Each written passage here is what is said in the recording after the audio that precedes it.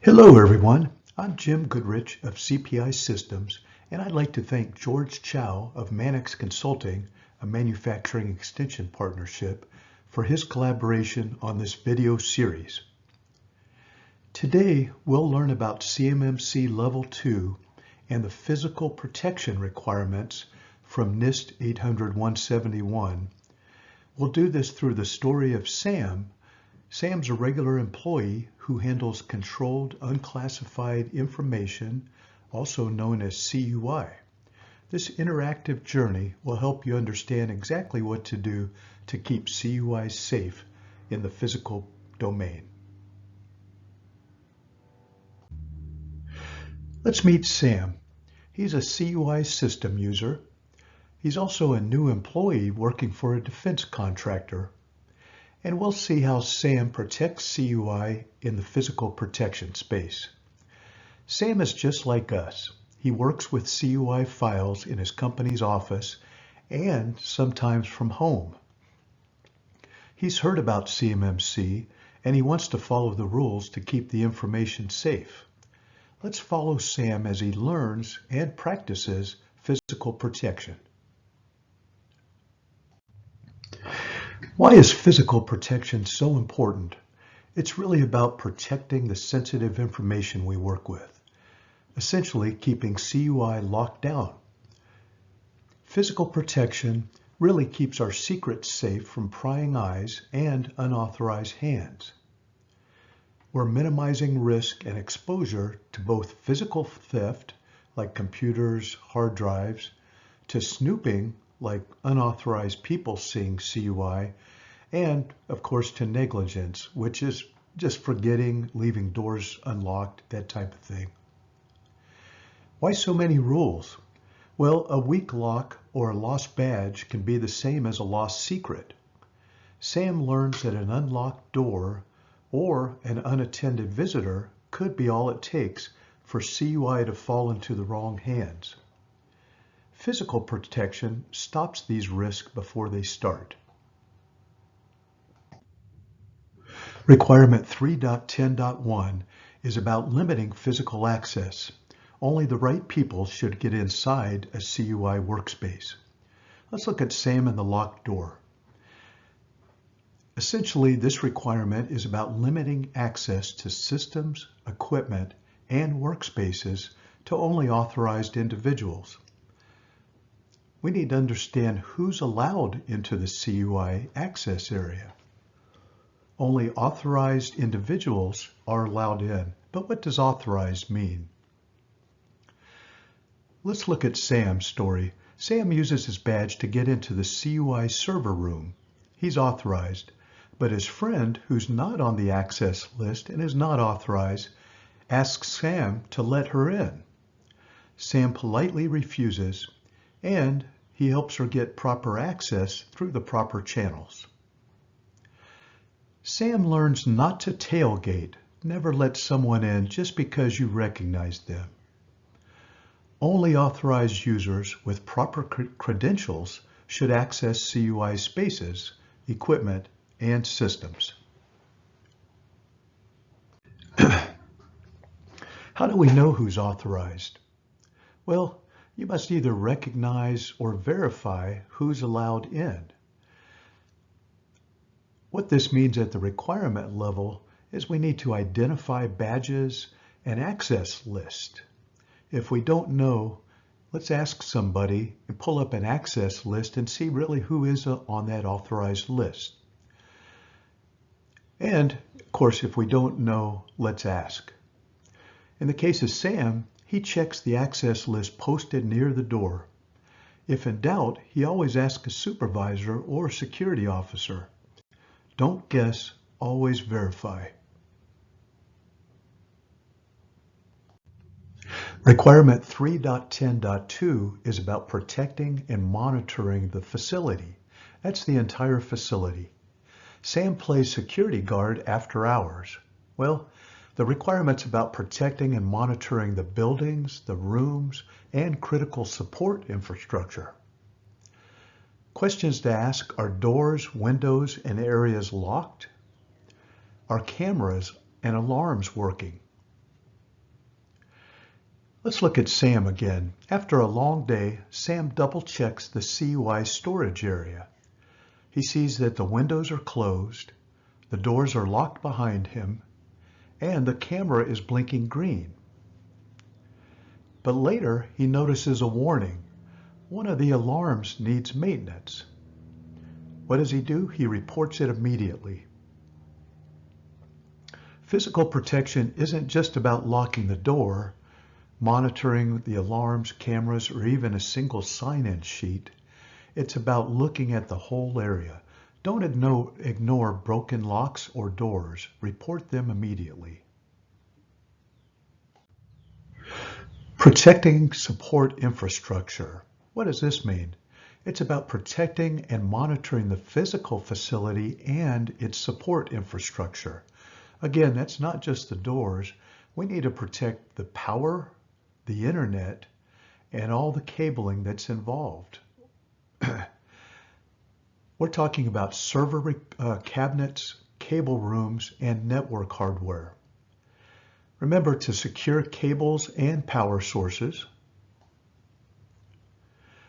Don't let people plug in rogue devices. And if someone unplugs security cameras or connects a strange device, it could risk CUI entering the system or exfiltrated from the system. Sam knows to keep these areas locked and report anything unusual. Requirement 3.10.3, escort and monitor visitors. Remember, we must escort visitors and monitor their activity. Every visitor must sign in, and someone must stay with the visitor at all times. Let's get back to our story with Sam. A technician comes to fix Sam's computer in the CUI room. This external technician needs to be signed in, so Sam signs him in as a visitor, gives him a visitor badge, and never leaves him alone with CUI. When the tech finishes, Sam signs him out and notes in the visitor log what was done. Remember, it's your responsibility to make sure visitors never see or access CUI unless they're allowed. There's no exceptions to this rule. Let's recap 3.10.3, what monitoring visitors is all about. Essentially, it's about watching and recording what the visitors are doing. We need to escort, observe, and note their activity. So record the purpose of the visit on the visitor log. Watch for any unsupervised moments. CUI is very vulnerable during that time. Let's look at Sam and his story. Sam remembers to record why visitors are present, and he pays attention to their movements. If he sees someone wandering alone, he notifies security immediately. Physical Protection 3.10.4 is about maintaining audit logs of physical access. Sam the scribe, writing down who was there. This is about keeping records of who enters and exits CUI areas at all time. This may be your entire facility. We use logs, sign-in sheets, or electronic swipe records. And we need to know what to record. That includes names, date, and times, and reasons. Let's get back to our story. Each morning, Sam checks the electronic log to see who accessed the CUI room overnight. He notices an entry he doesn't recognize. He immediately alerts the security officer and therefore helps prevent a possible breach. Logs provide proof of access, which is essential for audits and investigations. Remember to update logs immediately and report anything unusual. Requirement 3.10.5, control and manage access devices. We'll look at what happens when Sam loses his badge. Now what?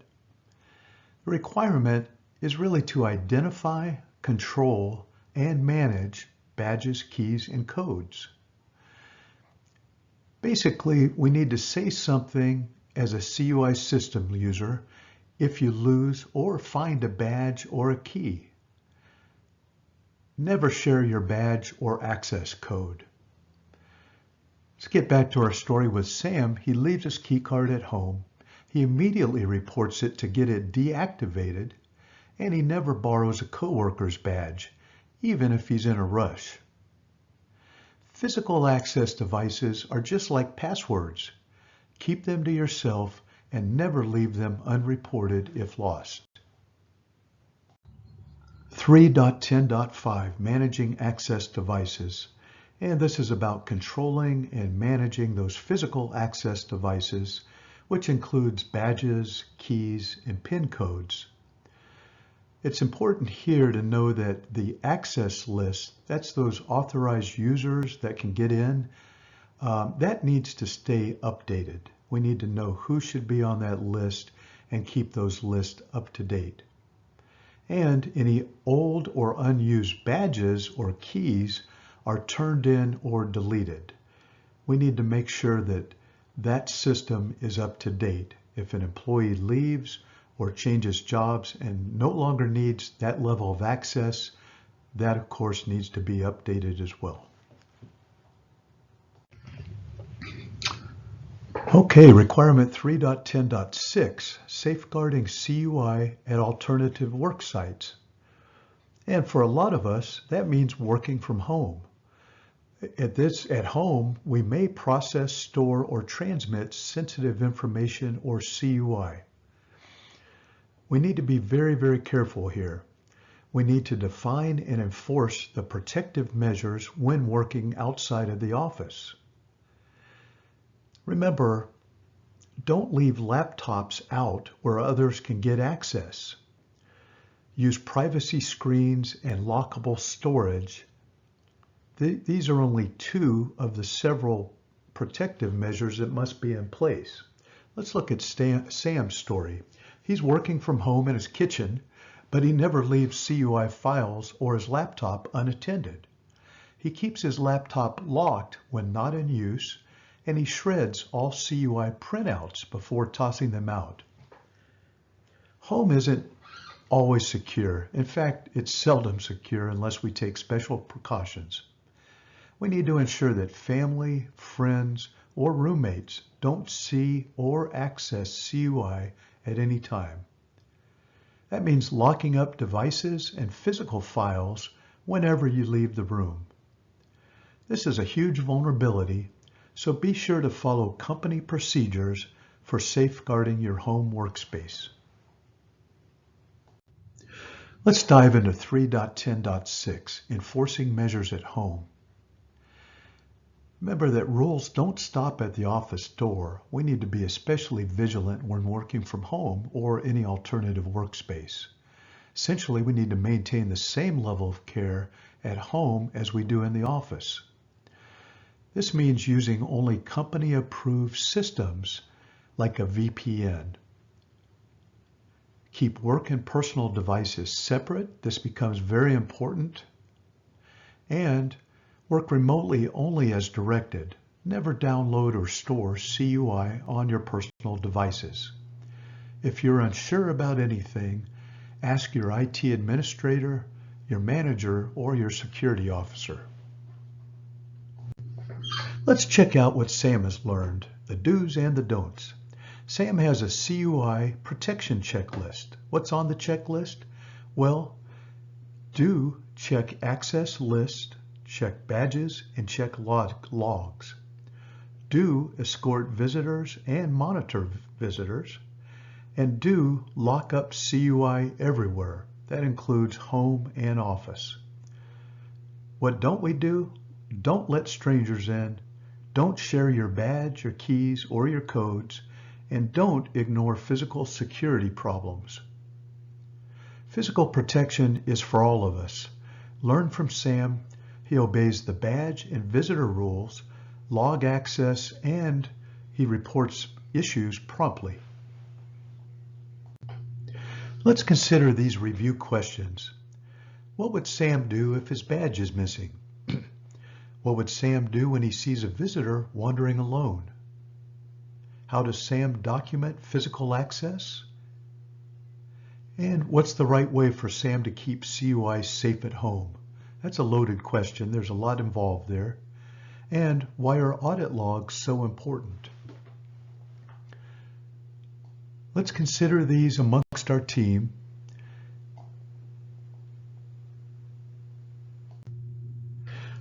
Okay, let's check. Were you able to answer all the questions on the previous slide? Maybe you have some additional questions. Please ask now or feel free to email me at either of the email addresses below. Thank you for your attention, and remember, it's up to all of us to keep CUI safe.